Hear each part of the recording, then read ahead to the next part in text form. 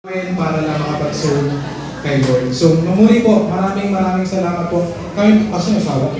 Kami po ni Pastora siya. We are very blessed to see every time na ang mga Levites, ang mga ushers, ang mga media, ang mga intercessors ay nag-volunteer para kay Lord. Yun po yung word na volunteer. Hindi po kayo bayad para gawin ito.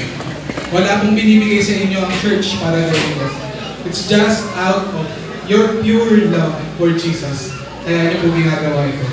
At dahil pare-paras po natin mahal ang Panginoon Jesus, pagpatuloy po natin gawin ito. Tama po? Sama-sama po tayo. Ha?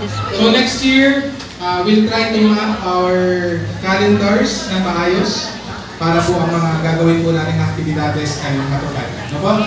Muli po, maraming salamat. In behalf po ng Lighthouse Christian Community Alabang, we appreciate you all. We honor you all.